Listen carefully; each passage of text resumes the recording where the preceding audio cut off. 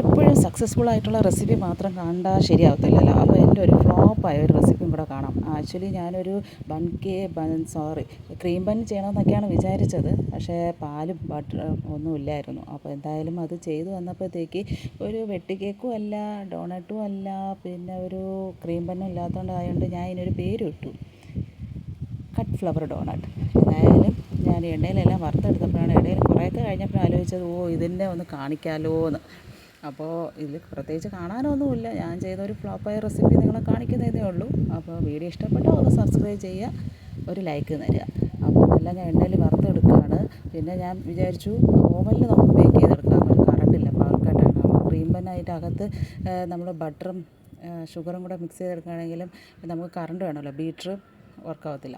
അപ്പോൾ എന്ത് ചെയ്യാമെന്നൊക്കെ വിചാരിച്ചുകൊണ്ടിരിക്കുമ്പോഴാണ് കുറച്ച് ഐസിങ് ഷുഗർ ഉണ്ടായിരുന്നു. അപ്പോൾ അത് കുറച്ച് ദിവസമായി കുറച്ച് കട്ട പിടിച്ചിരിപ്പുണ്ടായിരുന്നു. അപ്പോൾ അത് അരിച്ച് അതിൻ്റെ മുകളിലോട്ട് തട്ടി കൊടുത്തപ്പോൾ ഒരു ഡിഫറെൻറ്റ് ഷേപ്പായി. കഴിക്കാൻ ടേസ്റ്റ് ഉണ്ട്, പക്ഷേ ആദ്യം കടിക്കുമ്പോൾ കുറച്ച് അത് പൊട്ടിക്കാൻ കുറച്ച് പാടാണ്, കുറച്ച് സോഫ്റ്റ്നെസ് കുറവുണ്ട്. കാരണം പാലൊന്നും ചേർത്തില്ലല്ലോ, അതുകൊണ്ടേതായ കുറവുകളൊക്കെ ഉണ്ട്. പക്ഷേ ടേസ്റ്റ് കുഴപ്പമില്ല, പിള്ളേർക്ക് ഇഷ്ടപ്പെട്ടു. അപ്പോൾ വെറൈറ്റി ആയിട്ടുള്ളൊരു റെസിപ്പിയാണ്.